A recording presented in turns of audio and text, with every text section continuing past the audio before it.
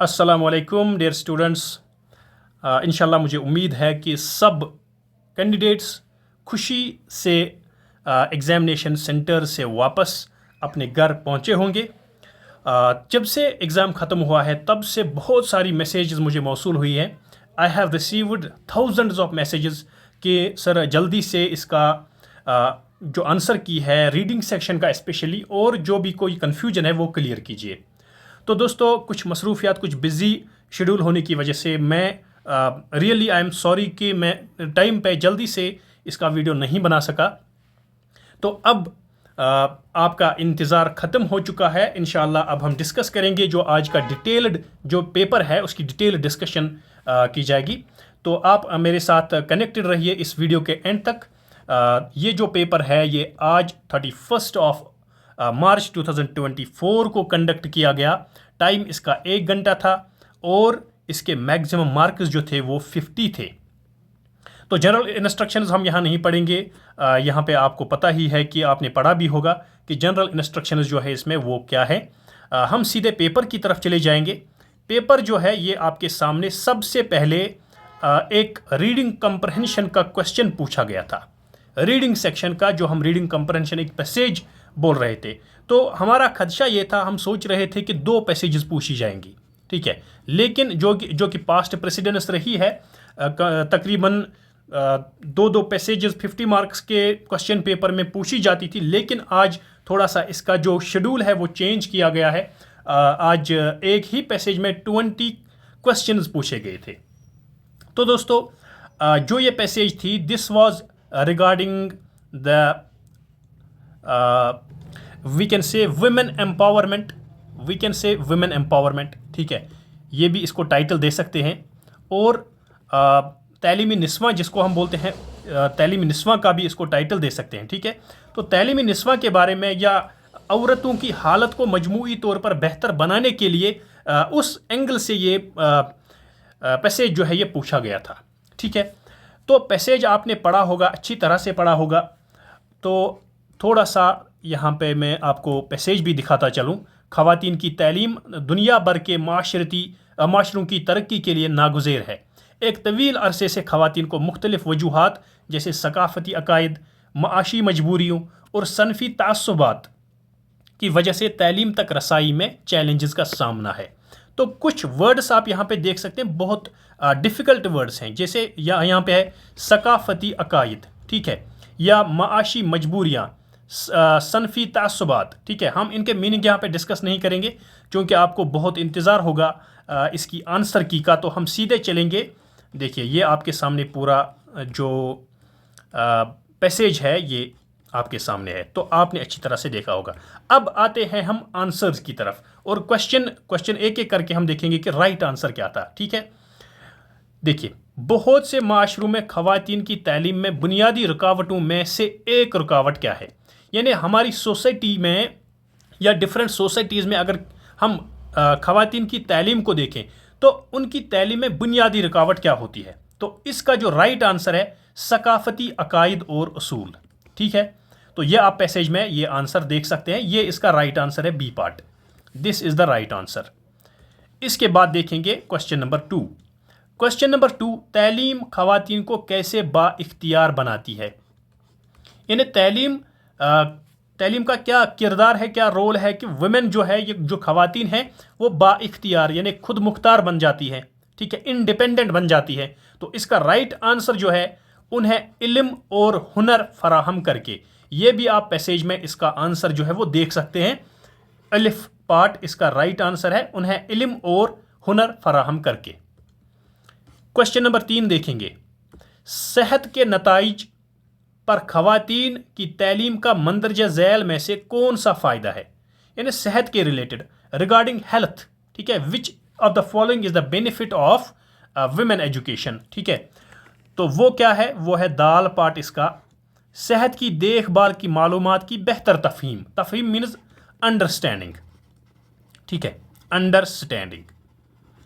तो ये जो सेहत की देखभाल की मालूमात यानी सेहत की देखभाल कैसे की जाए, इसके रिलेटेड मालूमात और इसकी अंडरस्टैंडिंग, इन चीज़ों की, इन बातों की अंडरस्टैंडिंग, ये सेहत के ये जो ख़वातीन की तालीम है उसका असर पड़ता है किस पर, सेहत के नताइज पर। ख़वातीन की तालीम का कौन सा फ़ायदा, ये फ़ायदा होता है उसका। ठीक है, ये दाल पार्ट इसका राइट आंसर है। इसके बाद देखेंगे चौथा क्वेश्चन, ख़वातीन की तालीम माशी तरक्की में किस तरह मुआविन है। मुआविन का मतलब है मददगार, हेल्पफुल। ठीक है, मददगार, हेल्पफुल। ख़वातीन की तालीम जो है वो माशी तरक्की यानी इकोनॉमिक डेवलपमेंट में, इकोनॉमिक डेवलपमेंट, कुछ डिफिकल्ट वर्ड्स भी पूछे गए हैं, इकोनॉमिक डेवलपमेंट। ठीक है, ख़वातीन की तालीम जो है वो इकोनॉमिक डेवलपमेंट में किस तरह से हेल्प करती है। ठीक है, घरेलू आमदनी में कमी से नहीं, ये तो नहीं है। अफरादी कुव्वत में ख़वातीन की शिरकत को महदूद करके, यानी जो मैन पावर होता है ना, मैन पावर, अफरादी कुव्वत उसको बोलते हैं, मैन पावर में कमी होती है, नहीं, ऐसे ये भी नहीं है, ये गलत है। गुर्बत की सतह को कम करके, ठीक, ये सही बात है। जीम पार्ट इसका आंसर है, क्योंकि माशी जो तरक्की है, जो इकोनॉमिक डेवलपमेंट है, अगर वुमेन को तालीम दी जाए, औरतों को तालीम दी जाए, तो उससे गुर्बत की सतह जो है वो कम हो सकती है। तो ये जीम पार्ट जो है इसका राइट आंसर है। क्वेश्चन नंबर 5 देखेंगे, सनफी दकियानूसी तसव्वुरात को तोड़ने में तालीम क्या किरदार अदा करती है। यानी जो ट्रेडिशनल तसव्वुरात है ना, तसव्वुर मतलब ideologies, traditional ideologies, gender ideologies, सनफी मतलब सेक्स के रिलेटेड, जेंडर के रिलेटेड। ठीक है, जो जेंडर बायस होता है, ट्रेडिशनली जो जेंडर बायसेस होते हैं या gender, we can say gender ideologies जो थी ट्रेडिशनल, उनको ख़त्म करने में तालीम का क्या किरदार रहा है। ठीक है, तो इसका राइट आंसर जो है ये इम्तियाजी तर्ज अमल को चैलेंज करता है।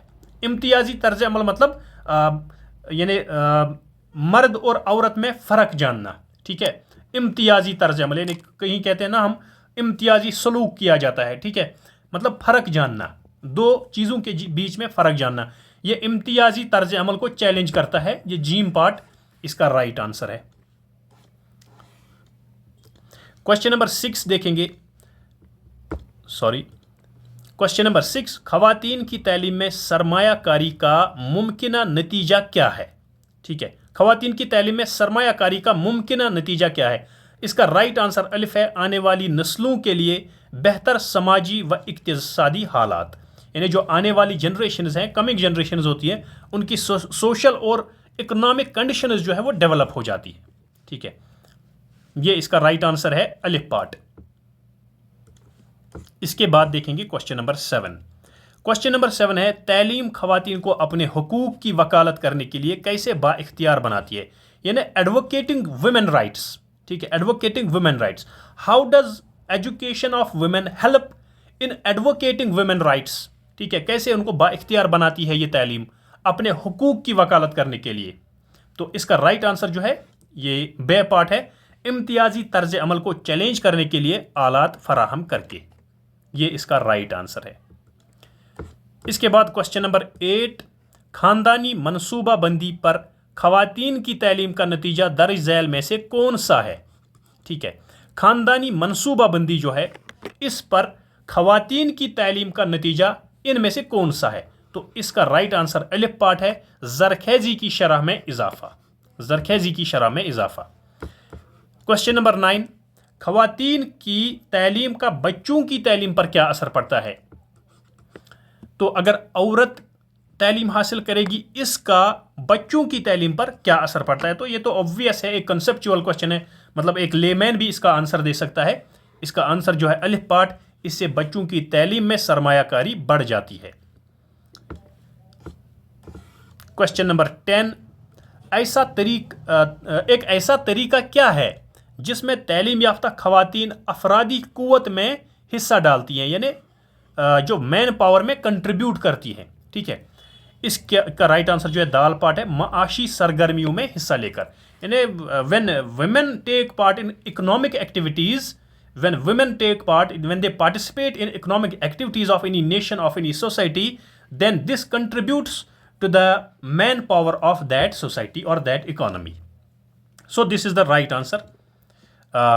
इसका राइट आंसर जो है दाल है, माशी सरगर्मियों में हिस्सा लेकर। 11th क्वेश्चन क्या है, खवातीन की तालीम का मंदरज झैल में से कौन सा समाजी फायदा है? समाजी फायदा यानी सोशल बेनिफिट इसका क्या है? अगर खवातीन को तालीम दी जाए तो उसका सोशल बेनिफिट क्या है? उसका सोशल बेनिफिट है कि कम्युनिटीज में शमूलियत को फरोग देना, यानी वुमेन जो है वो डिफरेंट कम्युनिटीज में अपनी शमूलियत यकीनी बना सकती हैं, तो इसको फरोग मिलता है, इसको यानी ये ग्रोथ होती है इसकी, यानी कम्युनिटीज में वुमेन जो है वो शमूलियत कर सकती हैं, वो पार्टिसिपेट कर सकती हैं। क्वेश्चन नंबर 12, नुकसानदेह रिवायात को चैलेंज करने में तालीम क्या किरदार अदा करती है?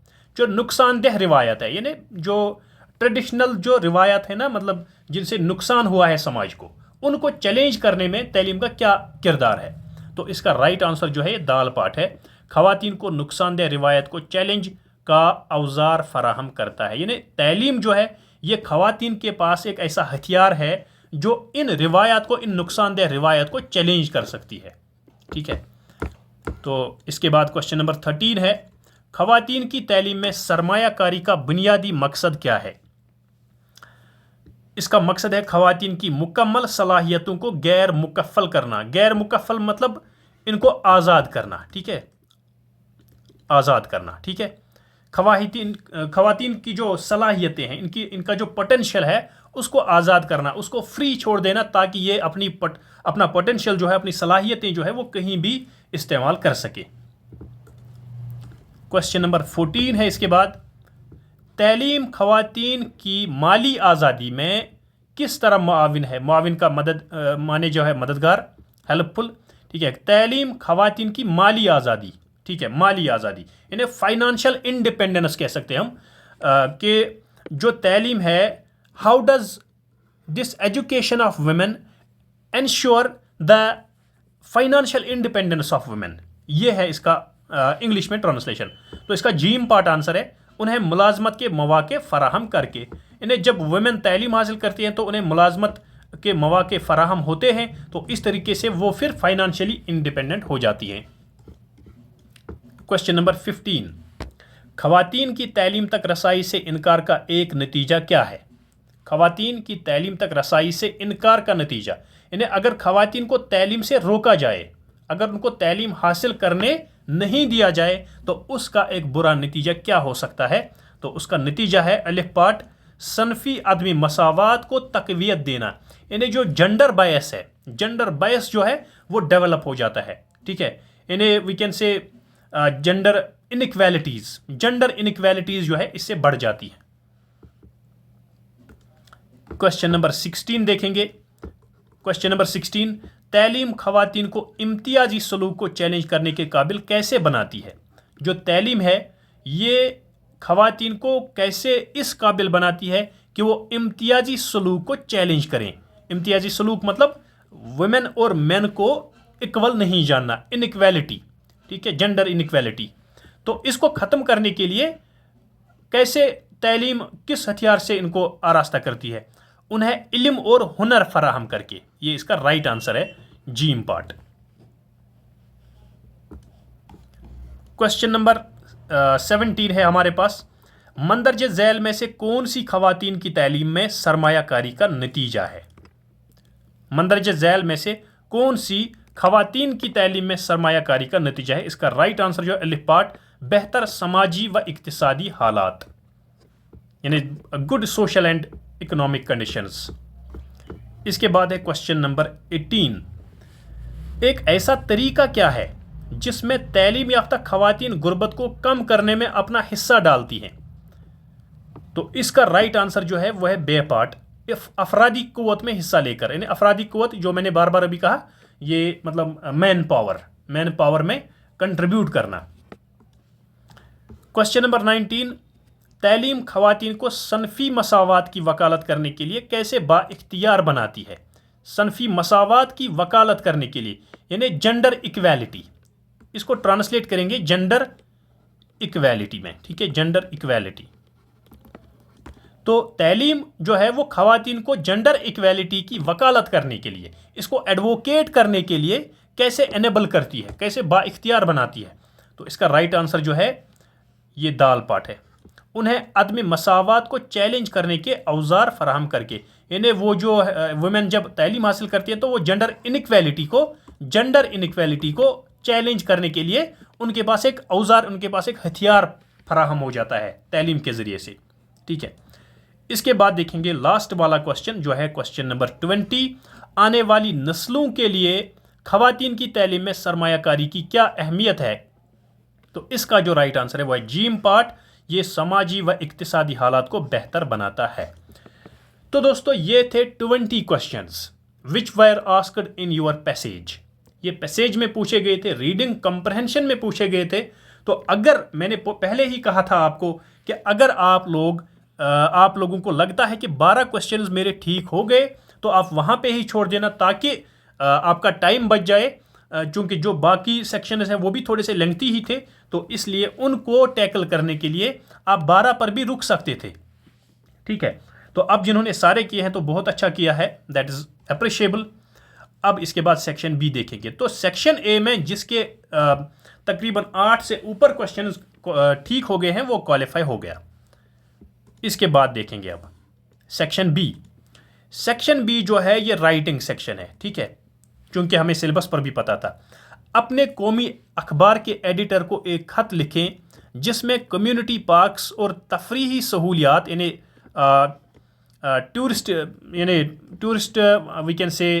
टूरिस्ट्स के लिए पर्क्स जो होते हैं को बढ़ाने के लिए फंड्स मुख्तस करने की अहमियत के बारे में अपने नुक्ते नज़र का इजहार करें, जिसका मकसद जिस्मानी सरगर्मियों में इजाफा और माशरे के अंदर मजबूत समाजी ताल्लुकात को फ़रोग देना है। क्योंकि ये जो है ना, ये एक एप्लीकेशन पूछा गया है। ठीक है, and we had discussed the format of application as well. Application अगर आप 2-3 वीडियो पहले देखेंगे, 2-3 दिन ही पहले मैंने आपको एप्लीकेशन का भी फॉर्मेट बता दिया था। कुछ लोग कह रहे थे कमेंट्स में भी कि एप्लीकेशन सिलेबस में नहीं है, मैं भी कहता था कि एप्लीकेशन सिलेबस में नहीं है, लेकिन I always use to say that to be on a safer side we will discuss about application. ठीक है, सेफर साइड में रहने के लिए यानी अपने आप को सेफ करने के लिए हम एप्लीकेशन को भी डिस्कस करेंगे। And now this application has been asked in your examination. और इसके बाद दूसरा है ये SHO को खत लिखें। ठीक है, देखिए अब यहां पे बहुत सारे कैंडिडेट्स को कंफ्यूजन हुआ है। यहां पे लिखा है खत लिखें, ठीक है, लेकिन खत जो है, खत को इंग्लिश में कहते हैं लेटर, लेकिन जो एप्लीकेशन होता है ना इसको कहते हैं फॉर्मल लेटर। तो ये भी खत ही होता है, एप्लीकेशन जो है वो भी खत ही होता है। ठीक है, तो इसलिए इन्होंने पूछा है कि खत लिखें, otherwise this is an application, this is an application, you are writing to an official, you are writing an official letter, जिसको हम दफ्तरी खत कहते हैं। ठीक है, ये दफ्तरी खत है जिसको एप्लीकेशन बोलते हैं, फॉर्मल लेटर बोलते हैं, तो ये वही है। यहाँ पे दूसरा जो है ये भी एप्लीकेशन ही पूछा गया है। ठीक है, SHO को खत लिखें कि तजावुजात की वजह से हमारे इलाके में बढ़ते हुए रश और ट्रैफिक के मसाइल के बारे में फौरी इकदाम करें। तो SHO को खत लिखना है कि इलीगल एनक्रोचमेंट जो हैं, तजावुजात, ठीक है, जो यानी इलीगल एनक्रोचमेंट्स लोग करते हैं, रोड साइड्स पे मकान बनाते हैं, दुकान बनाते हैं या कुछ और कंस्ट्रक्शंस करते हैं, इलीगल कंस्ट्रक्शंस, उनकी वजह से ट्रैफिक रश होता है और ट्रैफिक जैम होता है। उन मसाइल के बारे में आपको SHO को खत लिखना है कि उसके बारे में फौरी इकदाम किए जाए। ठीक है, तो ये भी एक एप्लीकेशन है, this is also an application. अब इसको लिखना कैसे था, ये एक $1 मिलियन क्वेश्चन है। Now most of the candidates have written it in the form of an informal letter.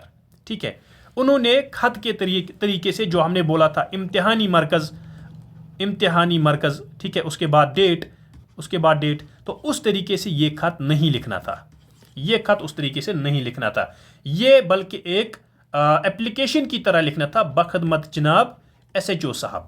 ठीक है, बखदमत जनाब SHO साहब। ठीक है, तो इस तरीके से ये खत लिखना था। अब उन कैंडिडेट्स को भी यानी परेशान होने की ज़रूरत नहीं है जिन्होंने खत के तरीके से इसको लिखा। ठीक है, जो इनफॉर्मल लेटर है उस तरीके से लिखा, क्योंकि अगर उन्होंने इस तरीके से भी लिखा है उनके 1 मार्क्स उनका कट हो जाएगा, ज़्यादा डिडक्ट नहीं होगा। ठीक है, तो ये उनका कंसिडर नहीं किया जाएगा, उनका जो हेडिंग लिखा है लेटर में या पेशानी है, ये उनकी कंसिडर नहीं किया जाएगा। बाकी जो लेटर की बॉडी है, बाकी जो कंक्लूजन है, that will be considered and you will be given appropriate marks regarding that. तो यहाँ पे देख सकते हैं टूरिज्म के बारे में पूछा गया था, ठीक है। और दूसरी जो पैसेज थी वो थी ज़राअत के बारे में, यानी एग्रीकल्चर और वी कैन से फार्मिंग के बारे में ये पूछी गई थी, ठीक है, फार्मर्स के बारे में। तो ये जो पैसेज थी ये बिल्कुल एक छोटी पैसेज थी, ये आप देख सकते हैं।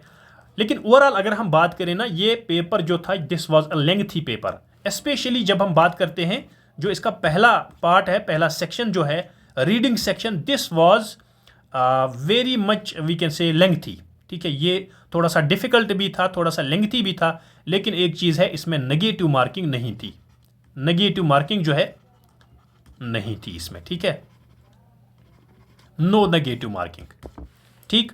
तो ओवरऑल जो है ये लेंथी पेपर था। इंशाल्लाह उम्मीद है मुझे कि सभी कैंडिडेट्स ने अच्छी तरह से पेपर किया होगा एंड आई होप कि everyone will qualify this exam. This was a qualifying exam, this was qualifying in nature and inshallah I hope, मेरी दुआएं आप सब के साथ हैं कि अल्लाह ताला आप सबको कामयाब करे। और इंशाल्लाह we will start the next phase of this exam on 3rd of April। यहाँ पे मैं एक अनाउंसमेंट करना चाहता हूँ कि 3rd अप्रैल से हम नया बैच स्टार्ट कर रहे हैं इसी एग्ज़ाम का। पटवारी जो रिटन एग्ज़ाम होने वाला है अब आगे, दूसरा फेज़ जो है इसका 3rd अप्रैल से उसका बैच शुरू होगा। इंशाल्लाह आप हमारे साथ जुड़े रहें। तो हम जल्दी ही 1-2 दिन में या कल ही कोशिश करेंगे कि डे वाइज स्ट्रैटेजी आपके साथ शेयर करेंगे कि कैसे आप डे वाइज अपने सिलेबस को विदिन 2 मंथ्स, विदिन 60 डेज आप अपने सिलेबस को कैसे कंप्लीट कर पाएंगे। क्योंकि 60 डेज से पहले इसका एग्ज़ाम नहीं हो सकता, क्योंकि आपको पता है कि उर्दू का जो पेपर दिया गया आज वो मैनुअल था, उसको मैनुअल मार्किंग करनी है, ठीक है। और मैनुअल मार्किंग चूंकि 40,000 कैंडिडेट्स इसमें अपियर हुए, तो 40,000 कैंडिडेट्स के पेपर्स का मैनुअल मार्किंग करना ये कोई आसान काम नहीं है। This is a very difficult task and it will take much time. तो इसलिए मेरा दावा है कि 60 डेज से पहले इसका एग्जाम नहीं होगा and within these 60 days इंशाल्लाह I will provide you with day wise strategy कि आप इन 60 दिनों में कैसे अपना पूरा सिलेबस जो है वो कंप्लीट कर सकते हैं और रिवाइज भी कर सकते हैं। इंशाल्लाह will come with this day wise strategy very soon and we will come with another batch regarding phase 2nd examination very soon. Stay connected with us. Allah Hafiz.